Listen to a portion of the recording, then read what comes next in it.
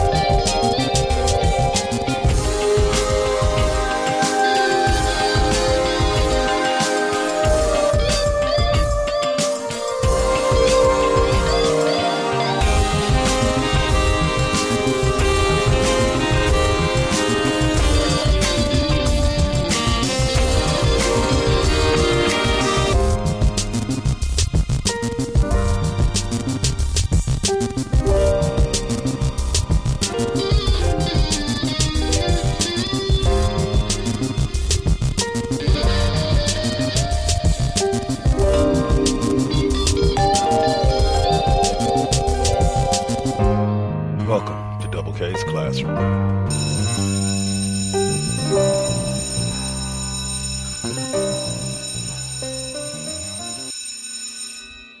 Class is officially in session.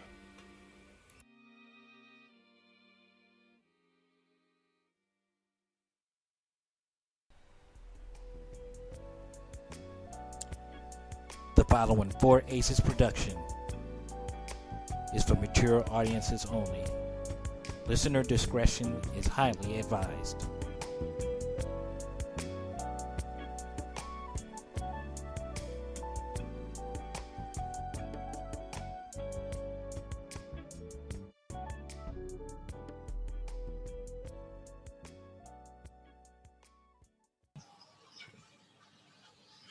Hey, what's up, y'all? This is Double KK Double right here on the 4H Presents Radio Network, and I am bringing to you my thoughts. Well, not just my thoughts, but some thoughts on the NFL draft for this season. I am here with a man that has not been seen or heard on Four Aces in well over a year, and he's been missed. My one and only brother from another mother, from West Coast Bias, Mr. Suave. What's up, brother? What's up, man? Just sad that O'Malley's not here for me to say third segment. You know, we are doing an episode tomorrow. She still worries about you jumping in and taking her segment. All right, so as y'all know, the NFL draft took place. Well, as we're recording this, the NFL draft just wrapped up. But as this will be airing, it'll be about a week ago. The landscape of the NFL kind of changed. You had a lot of big things that happened. So really what we're going to focus in on is those top 10 picks, because those are the guys. Those are the guys that we should expect to make some impact in the league within the next 3 to 4 years. Not to say if you don't get drafted in that first 10, you can't make an impact. Was hell, the potential GOAT, the maybe GOAT in Tom Brady was taken in almost in the, I believe, 7th round, pick 199 or something like that. Six. Yeah, 6. So it's not that you can't get great talent later, Hall of Fame talent later. But you would like to think that these guys, they're the best of the best coming out of college right now, so that they're going to make some impact. So let's first take a look at the list as it stands. As said, the draft just finished wrapping up today.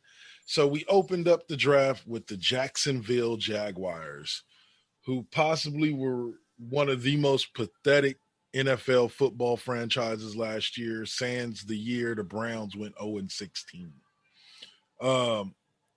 They ended up getting themselves a potential franchise quarterback, though. Gardner Minshew, love you to death. He might even start a couple of games, but this is going to be Trevor Lawrence's team by the end of next season. By the time Game 17 is played, Trevor Lawrence will be starting for the Jags. At least I believe. I don't think Urban Meyer takes him number one if he's not planning on making this kid into a star. So, Suave, your thoughts on Lawrence, former Heisman runner-up, I believe, and then also national champion going number 1 in this year's draft. Well, to be honest, I mean, I like Trevor Lawrence. I mean, he's done a lot for Clemson, helped get them a national title, helped beat Bama, came in as a true freshman and took the job. They say he's pretty pro ready. Urban Meyer comes in, wants to make a splash. I think he starts day one. He's just going to solidify that spot after the preseason. And I think, they're going to be off and running with him. I do feel sad for Gardner Minshew, but, he just wasn't consistent enough. And then when they lucked in, because honestly, I feel if they hadn't beat out the Jets for this number 1 spot, they might not have taken a quarterback. I think they might have ran with Minshew another year and prayed to, either get the number 1 next year or to, solidify the team around Minshew and hope that he shows progression. But when you have an opportunity to get, arguably the best quarterback to be drafted since Andrew Luck, I mean, it was too enticing for them to pass up. And it really, he kind of just literally fell in their lap. Honestly, he probably should have been a New York Jet, the Morebound franchise. I know we're going to be talking about them next. But the Jags, I mean, this is the guy. I mean, when you look at number 1 overall picks of quarterbacks, you think Andrew Luck, Peyton Manning, Eli Manning, the guys at number 1 tend to be, better than decent nowadays versus the past. Yeah. So, while I'm not expecting him to come in and instantly make them a playoff team, they should be competitive enough to maybe be in the playoff picture until late in the season, if not just make the playoffs. But going forward, I mean, we all saw what Andrew Luck did to the Colts. We saw what Peyton Manning did to the Colts. We saw what Eli did with the Giants. So, I mean, you put a little bit of talent around a player like, Lawrence, and they should be a highly competitive team moving forward. I really like Urban Meyer. It was the time for him to get back into the pros and kind of show his thing. I just hope this time, his health allows him to actually see it through this time. Amen to that. Amen to that. Now, I'm going to say this because I've been cracking this joke for weeks. I love Trevor Lawrence, loved watching him play. He was the predecessor to Deshaun Watson at that Clemson program. But this boy is Ronnie Sunshine Bass reincarnated. For those of you who don't know who he is, go watch Remember the Titans and then watch Trevor Lawrence. From the way he plays the game to that damn hairdo, everything about him screams Ronnie Sunshine Bass, and I see success in that. I think that this kid is going to be surrounded by talent. I think that Urban Meyer is going to draw up plays that really utilize his strengths. And to be honest with you, and his outside of not even at Utah, because the best quarterback he had at Utah was Alex Smith. Then I think about Urban Meyer at Florida. The best quarterback he had there was Tim Tebow. But I would consider Lawrence a little bit better of a quarterback than Tim Tebow. Not because he's just a better thrower of the football. Tim Tebow had a lot of those other intangibles. I give him credit where credit's due. But Lawrence just is a better thrower of the football. A little bit more accurate, a little bit more power. I see him as some. What's funny is that Tebow might end up being a tight end. Yeah, I heard about that. He went and did a tryout. Now I could definitely say to myself this. If Urban Meyer is not the coach for the Jaguars, that never happens. I think the only reason why Tebow is willing to change positions and wants to get on that team is because it's Urban Meyer that's coaching it. Exactly. But also when you look at it, I mean, Lawrence is the man. He's going to be the quarterback. Tebow has no shot at even playing quarterback. But there are some trickeration plays they could throw with Tebow in there as the tight end, some type of motion offenses where, he ends up behind center or at the halfback position, and then he's able to throw the ball kind of how LaDainian Tomlinson used to for the Chargers. So, I mean, he could definitely add a wrinkle that teams can't really account for from his position if he makes the team. Yep. All right, so we're going to pause. We're going to stop that one there and move on to this juicy number 2 pick, because all 3 of the first top picks were juicy. They had storylines galore around them. The Jets. Jettisoned Adam Gase a year too late, but finally jettisoned Adam Gase, jettisoned the GM, brought in a new GM, brought in Robert Saleh, former 49ers defensive coordinator. He brought in Mike LaFleur. Was it Mike LaFleur? Yeah, as his old coordinator. And unfortunately for Sam Darnold, I feel like Sam Darnold and Josh Rosen have kind of just gotten like the most seriously jacked up rubs to the start of their career. Because in Arizona, Josh Rosen wasn't a bad quarterback, but Kyler Murray was the quarterback the next year, and they had the number one pick. And so they jettison Rosen, and they get Kyler Murray, and Arizona is a better team for it. And you kind of see a similar situation here with Darnold and Zack Wilson. Darnold has potential. Darnold's not a bad quarterback, but evidently LaFleur and Saleh didn't feel that he fit their system, so they jettisoned him to Carolina, and Zack Wilson's their man. Now, Zack Wilson was somebody, I will tell you this much. I will state this much before I let you give your opinions this. While Zack Wilson was somebody I hope that if he wasn't taken at number 2, that the Niners would take him at 3, because I had heard Shanahan was enamored with him last year. So, yeah, I mean, the kid from BYU kind of shot up the charts there, really based off of last season. He was kind of the poster child of being like a shooting star come draft stock time. I really feel bad for Darnold. He was in a tough situation that they tried to make work. And it's obvious that the new leadership of the Jets determined that he just had taken too much of a beating. And, there were things about him that they just felt that they didn't want to work through and fix.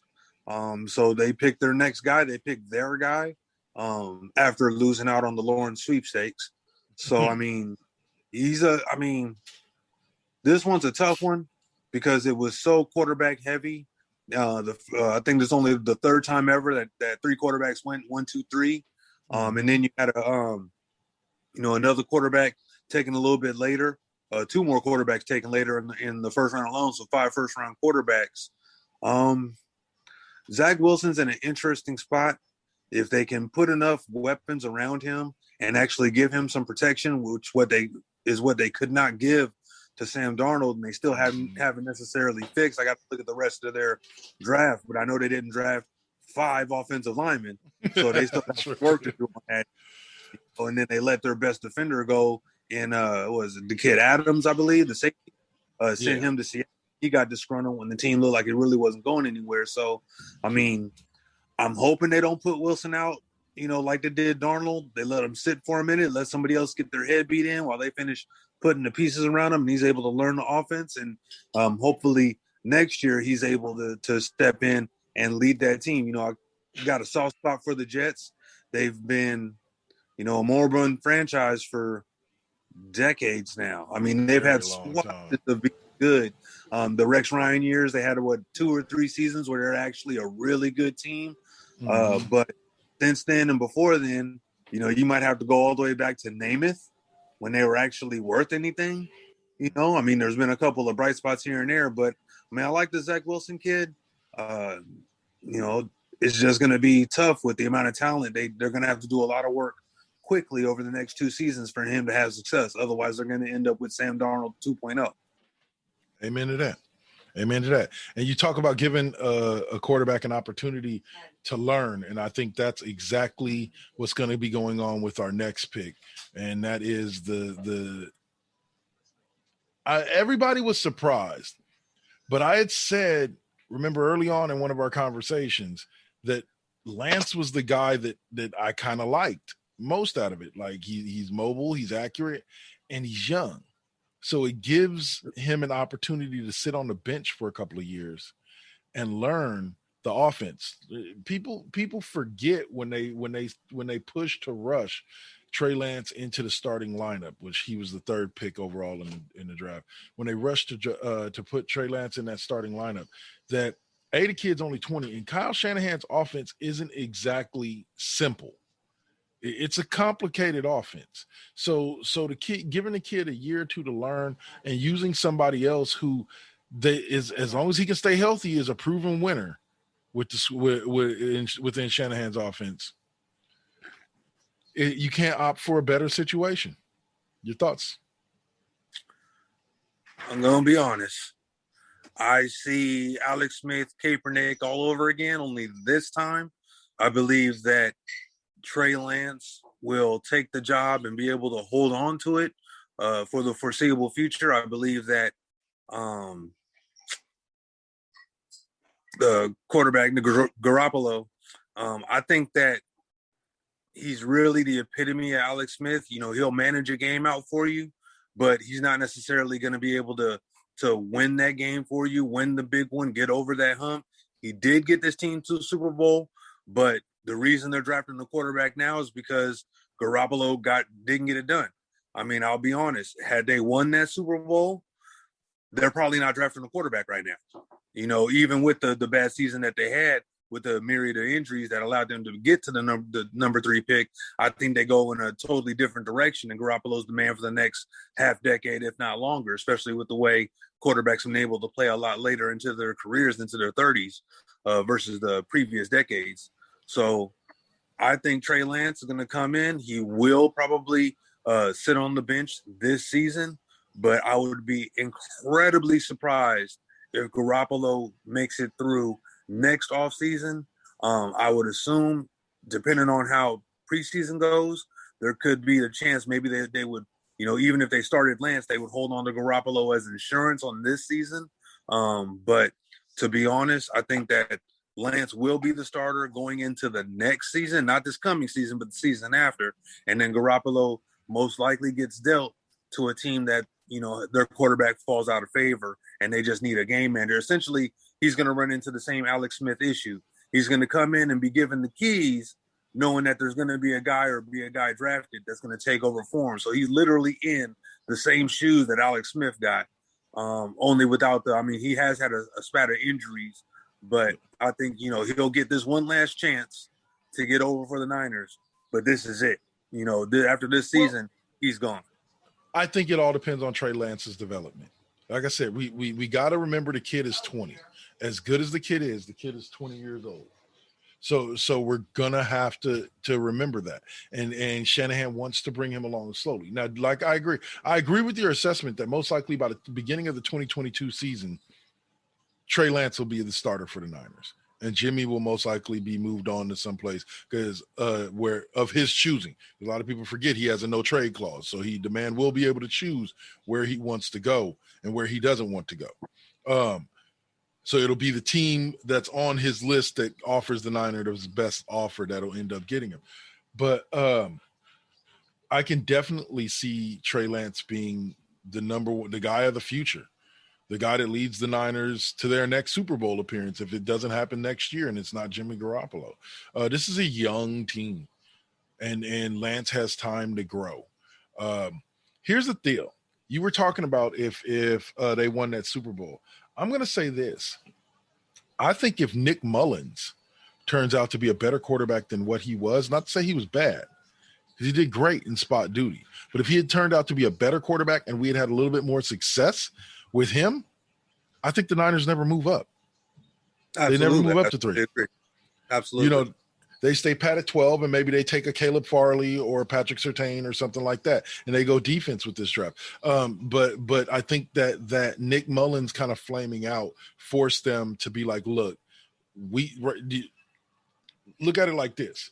Nick Mullins doing what he did forced them to be in a position where now their quarterback room is filled with Jimmy, young Trey, the future, Josh Rosen, Jim Johnson, and then there was one other one. There's 5 quarterbacks in that quarterback room. Now, most likely, they'll only carry 2 or 3 into the season. So most likely it's going to be Jimmy and Trey. But they brought in 5 guys for a reason. You know what I'm saying? They want to find somebody to compete with because, unfortunately, Jimmy's not reliable. The best ability is availability. Jimmy's not reliable in that sense. So because of that, Jimmy can end up somewhere like, I don't know. I can't even think of where, because almost everywhere where I think he could have went, They picked up a quarterback that they wanted. Yeah, we're going to have to see how this next season plays out. And there's going to be a couple teams that end up with their Sam Darnold. You know, a guy that just lose confidence in, coaching staff gets fired. They come in and, especially if they have a decent young defense, they'll kind of look back on how he played with a good young defense for the Niners and figure that he can be their stopgap to where they're not forced to, necessarily draft a quarterback right off the bat. He can be that stopgap guy. Yeah, and he's very good with that. Now let's move on to Atlanta, who shocked the world. No, who definitely didn't surprise anybody because this is who a lot of mock drafts had him going to. But a lot of people didn't think that it was going to end up going that way. They thought maybe they were going to go with another quarterback and we were going to get the first 4 as quarterbacks, which has never happened. But instead, Atlanta goes with Kyle Pitts, tight end from Florida. Beast of a boy. He can block, he can catch, he can play the slot, he can run outside. This is the guy that I was telling you about that I made the comment the other day. I don't think he goes this high if George Kittle is not as successful as George Kittle is. I think that because if you look at the type of tight end that he is, he's exactly the same type of tight end that George Kittle is. And where did the Niners get Kittle? Like the 4th, 5th round.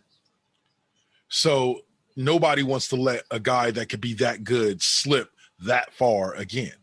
It's that immediate overreaction to somebody snabbing like a Tom Brady late or snabbing like a George Kittle late. It's in a reaction where somebody goes, oh, no, I'm not passing up my chance to get this mother. And they end up taking him. I think it was a little bit of a reach. What are your thoughts, Bob? Well, there was a lot of talk saying that he was, outside of the quarterbacks, the best player in his draft. A game-breaking physical presence out of the tight end spot. Essentially just a hefty receiver, but can also has the ability to get down and block.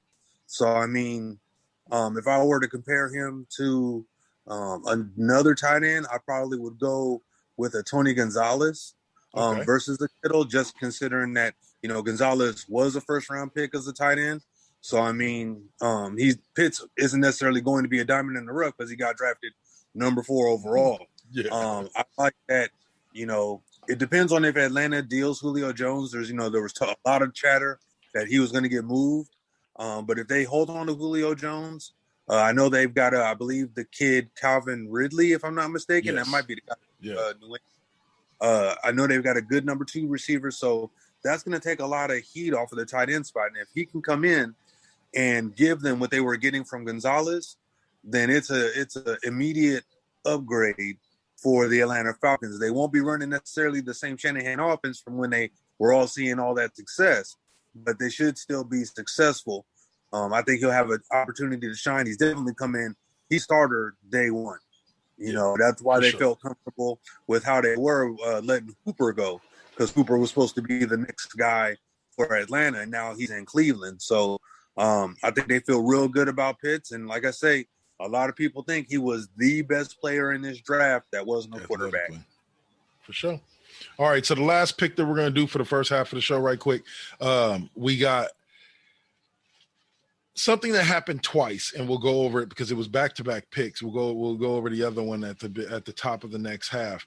Jamar Chase from LSU goes, despite widely not being considered the best wide receiver in this draft, being that the wide receiver Devontae Smith, from Alabama won the Heisman. And he ended up going 5 picks later.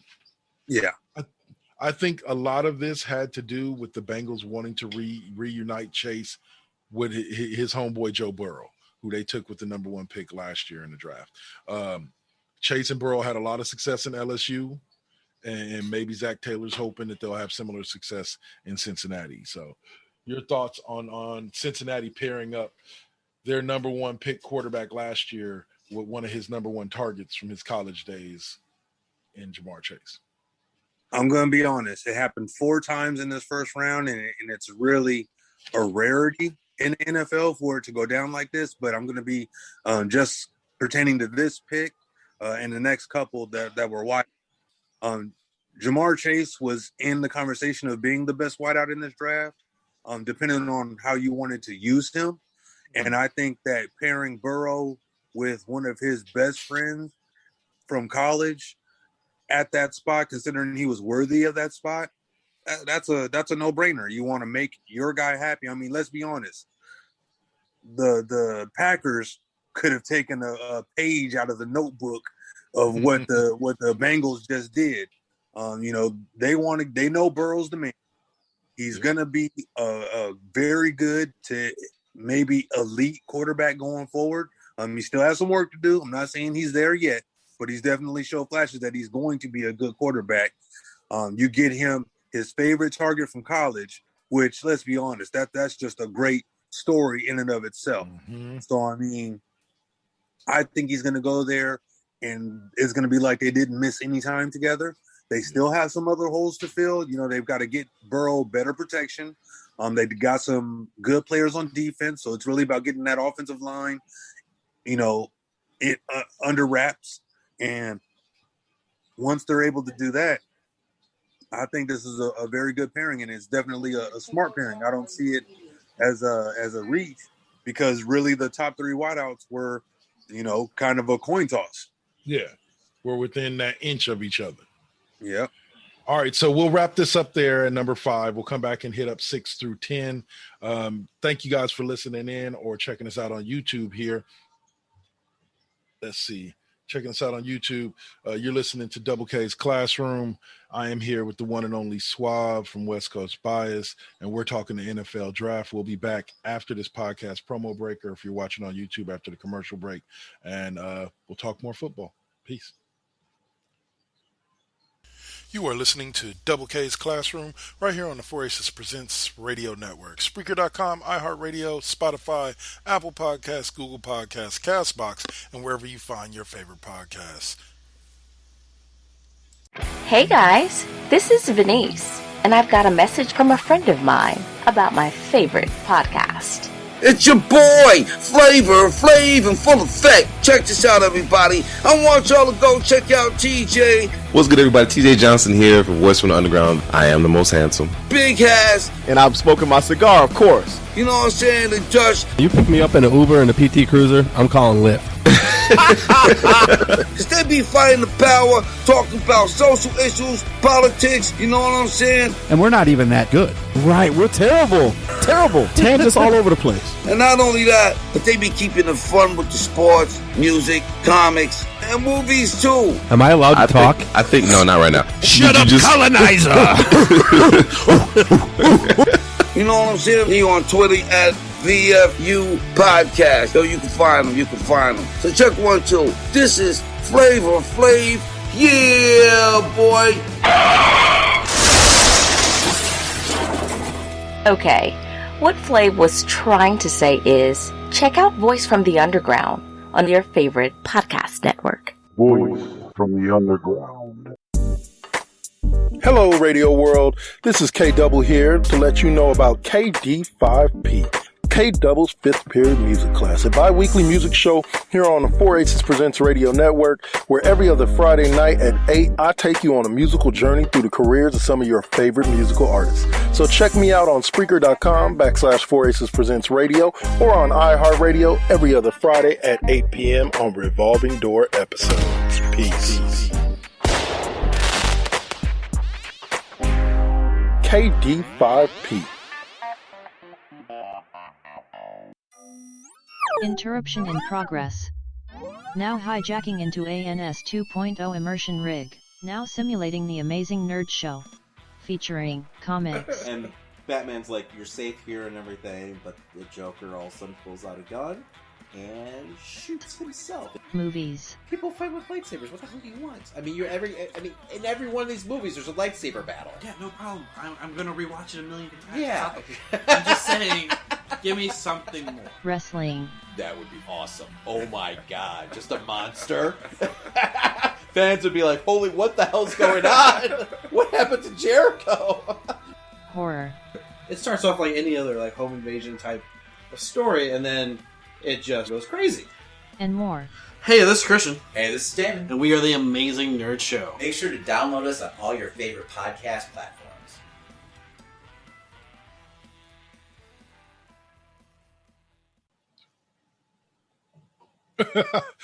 Hey, what's up, y'all? It's Double KK Double coming back here, and I'm back with the one and only Suave. What's up, Suave? What up, man? All right, man. So let's get the rest of this draft done.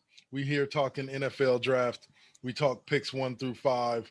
Mr. Trevor Lawrence and the 49ers taking their franchise quarterback, along with Kyle Pitts going to Atlanta, and Jamar Chase was the last pick we talked. So let's get in to the next pairing of wide receiver, former college teammates in wide receiver and quarterback, when they took Jalen Waddle. This was the guy that played opposite of the Heisman Trophy winner, Devontae Smith, in Alabama, and was one of like 6 Alabama players taken in the first round. It was like, holy shit, they matched the 04 Miami Dolphins. And I meant to tell you, remember how we were talking? Right, this is just a quick side note. Remember how we were talking about Young Rock, and I was talking about his college days at Miami? And you were like, he didn't play with Ray Lewis. He did. His junior year, he played with Ray Lewis, as I believe as his senior year, he played with Ray Lewis as an incoming freshman. Oh, so he was part of the super team. Yeah.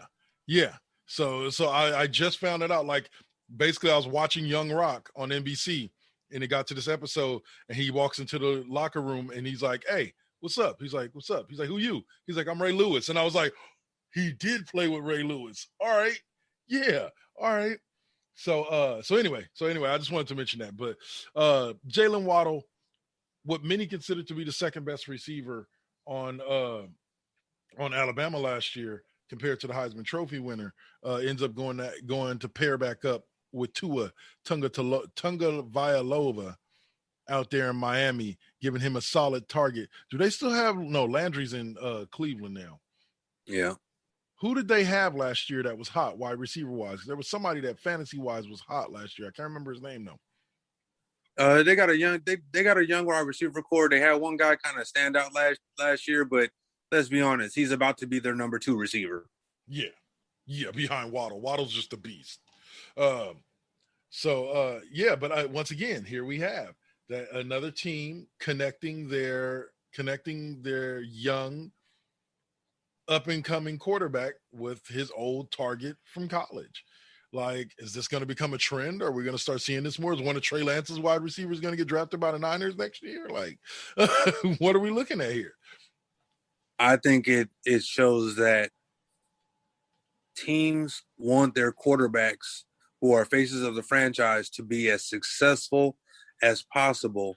And if they've got to bring somebody in who they have an instant connection with on the field, regardless of whatever playbooks they run, that I believe is going to be the future. There are still going to be the standouts who just, aren't able to be drafted by the team that had their guy or whatnot. But this year, all the stars aligned, and through the entire first round, to be quite frank about it, I believe it was about 5 people that ended up playing with their old ex-quarterbacks. So I do see a future in this. I don't think it'll happen as much as it did this year, just the stars align. But I think it will be something in the future that teams definitely look to try and do to, 1, get the most out of their quarterback, and 2, when you draft guys that play together in college, typically what you're essentially saying is we want you here long term. Yep. We're trying to make you as successful and as comfortable as quickly as possible to help acclimate you to the game. So, I think that this is something we should look out for more in the future. It won't happen as much. This was kind of an anomaly with how many or how often it happened in just the first round. But I think that is definitely something that's going to be happening in the future. And I believe that Waddle is a good pick for them. Some might have said they should have took Devonta, but let's be honest, there were some questions about his frame. I think it's slightly unfounded, seeming how he played at Alabama.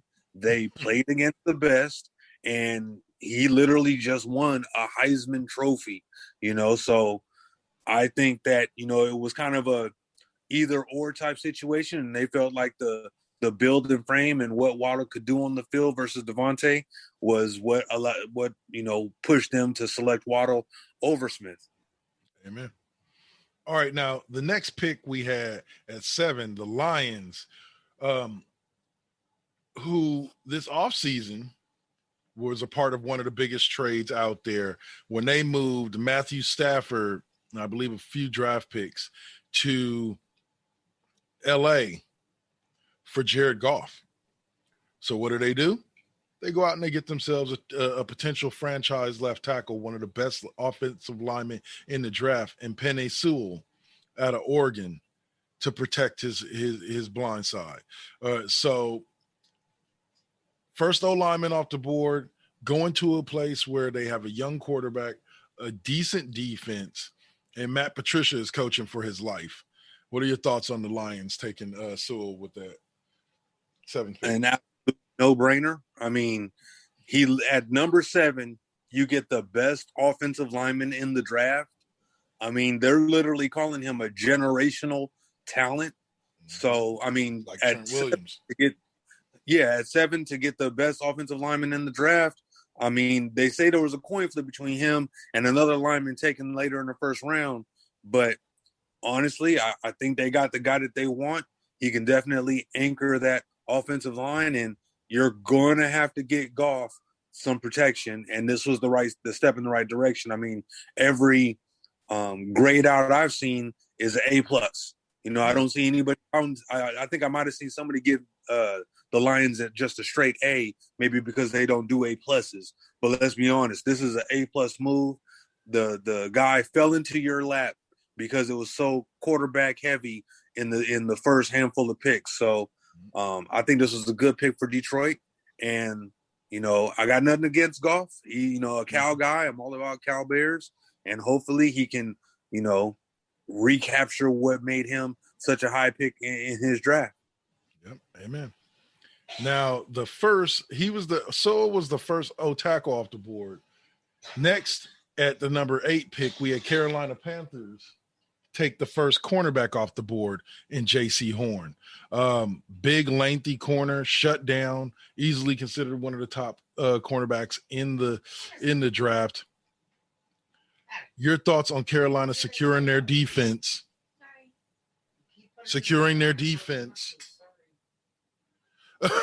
The Panthers securing their defense with an almost generational corner. I can't say what was his name. Josh.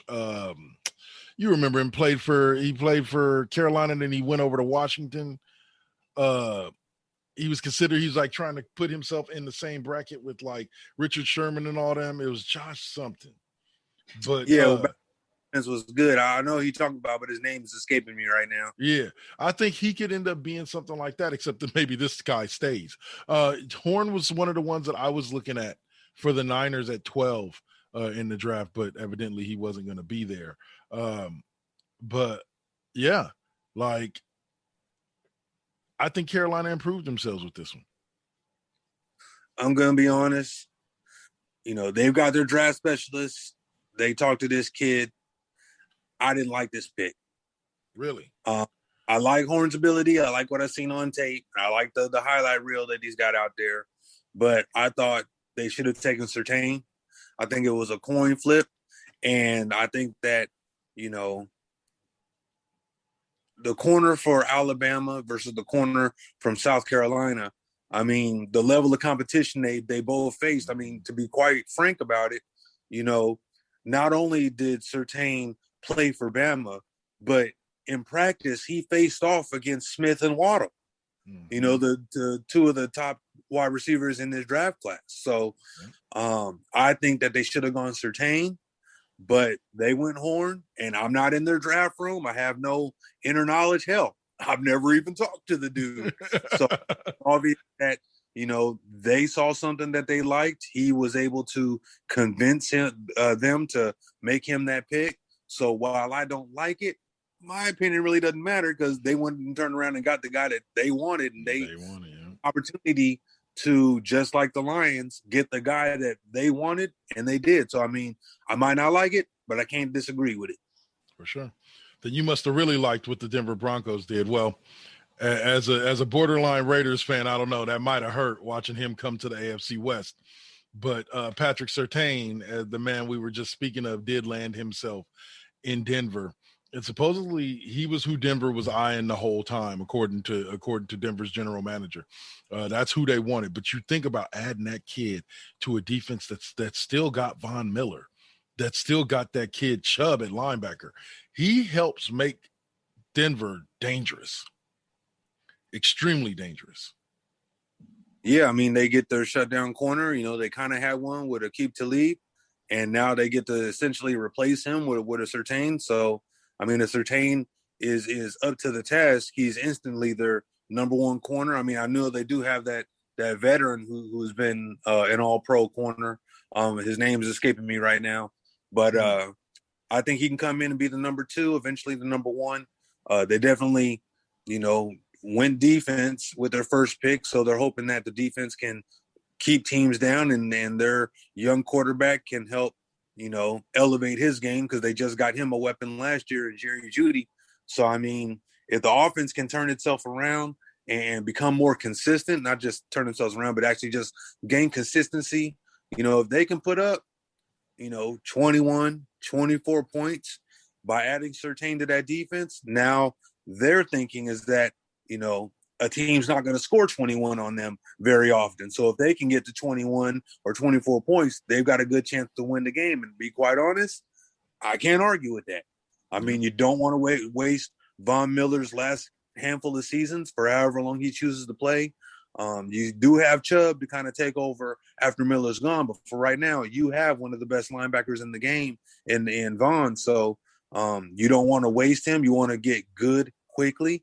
They made the help to offense last year with Jeudy. This year they helped the defense. So I think this is a real good pick. And plus, if I'm not mistaken, Jeudy and Surtain know each other and are buddies. So again, you know, you're kind of connecting those friends that have played in college together on different sides of the ball, no doubt. But you know, they'll only make it iron sharpens iron. Exactly. You know. But no, a few things that you left off the list when it came to Denver was that they did just recently trade for Teddy Bridgewater, and they're supposedly in the hunt as one of the three teams that Aaron Rodgers is willing to go to. I doubt it's going to happen, but hey, you can always hope, right? But no, I think Surtain was the right pick for this reason and this reason only.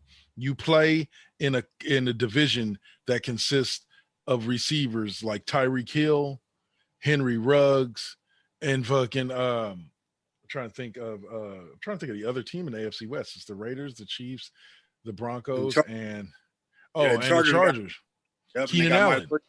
Yep. Yeah, and Mike Williams. So you need defense and you need corners big time in that particular division. But let's move on to our last pick that we'll talk about today before we get to the big subject of the day. You kind of took over the draft, and that was the number 10 pick. This pick was interesting for me, primarily because this pick originally belonged to Dallas. Dallas traded back to 12 with their division rival Eagles to allow them to get ahead of the Giants so that they could get Heisman Trophy winning wide receiver Devontae Smith. I've never seen that, where a division rival helps out another division rival to go get one of the best receivers in the draft. So your thoughts on that, sir? I think it boils down to this. They really wanted Surtain or Horn. It was one of the two. A lot of talk said they wanted Surtain, and the Broncos were going to go a different direction. They didn't. They took it went corner at 8 and 9, which at 10, they felt that they could get the next guy on their list a couple picks later, which precipitated the trade. They ended up adding a couple picks and still getting their number 2 choice. I feel that if Surtain were still available at 9, or at 10, they would have stayed there. But this team doesn't really necessarily need a receiver, so they, the Eagles paid the price, and Dallas was willing to do it because they have a lot of holes to fill themselves. So I think this was a good move for the Eagles and the Cowboys. I like Smith. Honestly, I think, it's rare for a wide receiver to win the Heisman Trophy. I think that, it's much ado about nothing about his frame, because you've seen what he can do on the field, and you really have a game-breaking talent. I mean, Smith could end up being the best wide receiver in this class, and it's really going to be a toss-up between the three. He's definitely going to get looks early. He's going to get looks often. He's going to instantly be integrated into the offense in all different types of ways. I hope that his slight frame allows him to have a long career. I can't say I'm not the littlest bit worried about it, but for him to make it through college, to make it through playing for an elite program, consistently fighting for national championships, I like this pick for the Eagles. It really reminds me of Deshaun Jackson when they got him, a game-breaking talent. I'm not sure he'll necessarily be a Deshaun Jackson off the bat, but we'll definitely see. They needed some weapons, and this is a good weapon. Now, this is another pairing, because a lot of people don't realize this, but Jalen Hurts, before he became a star at Oklahoma, played for Alabama. So this is another guy that's being paired with somebody that he's played with before, maybe not on the field of battle, but they were teammates and on the same Alabama team. So again, like you said, pairing up those young quarterbacks with those young stud receivers that they can grow with together, looking for that next Jerry Rice and Joe Montana, to lead your team to prosperity. So, okay. All that draft talk to the side, let's talk about the story that took over the draft before we close this out right quick. And that is the supposed story that the 3-time current reigning MVP of the NFL, Aaron Rodgers, no longer wishes to play in Green Bay. So, sir, your thoughts on Aaron Rodgers finally wanting out? I'm going to be honest. So my feelings are twofold. First off, I think that Green Bay honestly dropped the ball. They saw the writing on the wall. They did the same thing to Brett Favre. Mm-hmm. You draft the heir apparent in the first round instead of helping your MVP caliber quarterback play ball and compete for titles. Favre got upset, threatened to retire, wanted to go to Minnesota. They shipped him off to New York. He finally finds his way back to Minnesota. Everything I'm hearing says that Aaron Rodgers will threaten to retire if not traded. I think it's a done deal, to be quite honest. He's going to go somewhere. I'm not sure where. He's either going to get traded and they're not going to get the full return for him because he's willing to threaten to retire, or Aaron Rodgers, I mean, let's be honest, he's probably made a couple $100 million. All he wants to do is compete for titles at this point in his career. He doesn't want to risk long-term health for a team that he feels disrespects him. Now, I'll second that by saying the team does have to look out for its best interest in the future. But when you have a talent like they have in Rodgers, especially coming off an MVP season, you have an opportunity to last year they didn't have to take a quarterback. They could have waited. They could have drafted somebody late, somebody to kind of groom. But you spent a first-round pick on a quarterback. Exactly what you did to Favre with Rodgers, and now you do it again. I tell you what, Love better be ready. Rodgers got sit for a lot longer, and behind Brett and learn while Brett kind of festered and stewed about it. But, Love better be able to come in now, because that's what you risked by not helping the team either on offense or defense. You didn't even have to give Rodgers a weapon. You could have just helped out the defense, which has really been their Achilles heel since they got that Super Bowl. Which, by the way, that's what they did with this year's first-round draft pick, with their late pick, is they got a cornerback. Yeah. So, I mean, it might be 1 year too late. And Rodgers, he's all in it to win it right now. He's probably only going to figure to play for the rest of this contract, maybe a season after, depending on health and injuries. But I'd be very surprised if he stays a Green Bay Packer going into this season. This is the soap opera of the entire NFL right now. Yeah, it is. Now here, I'm gonna tell you this. Here's the trade that will never happen that I would love to see happen. Aaron Rodgers and a 7th round pick next year for Jimmy Garoppolo and a 2nd round pick next year. We move Jimmy. You get Aaron for his last couple of years. Trey Lance can sit behind a god and learn for a couple of years, and everybody wins. Everybody wins. I think you're selling that short. I would say Aaron Rodgers is going to cost the Niners probably not any players, but definitely 2 firsts, 2 seconds, and 2 thirds out of the next 2 drafts, maybe even 3. But if I were the Niners, I would do that trade. Yeah. I would bring Rodgers and let him play the next 2 or 3 seasons and groom Lance. I mean, at least this time he knows what he's going into, and that he will be at least forced in the quarterback's room to coach up the next guy. Yeah. But they'd be willing to sit that guy behind him and let them, I mean, there's only a couple teams, like 3 teams he's willing to play for, and the Niners, I would cough up the draft capital. I wouldn't give up players. Everybody's like, oh, they got to add in Bosa. No. You already gave up Buckner, and I think Buckner was really the linchpin of the whole thing, and you can't afford to give up, one of the better or now the best player on your defensive line. So I would give up 2 or 3 first-round picks with Aaron Rodgers because you've seen him do more with less. Yeah. So you don't necessarily need those picks if you have Aaron Rodgers, and they're going to be late-round picks anyway. If you got Aaron Rodgers, you're instantly a Super Bowl contender. You're instantly in the top 20 of draft picks, if not the higher, back end of the 20s. So I really would like the Niners to make that move. You bring the hometown kid back. It's the good luck story of the kid that you should have drafted when you let him slip through your fingers, Alex Smith. So I mean, I really like that move, but it just depends. You don't want to give up any of your young talent. You need to be willing to give up draft capital.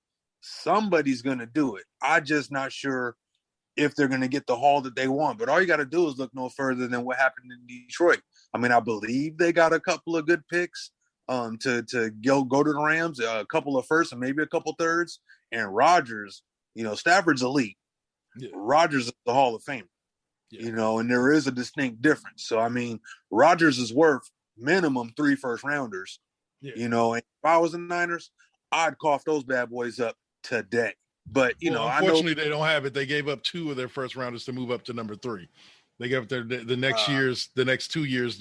They just don't have the draft capital to do it. Like I said, it's a dream one. That's why I say throw them Jimmy Garoppolo so at least they get another guy that could start if Jordan Love falls off. But whatever.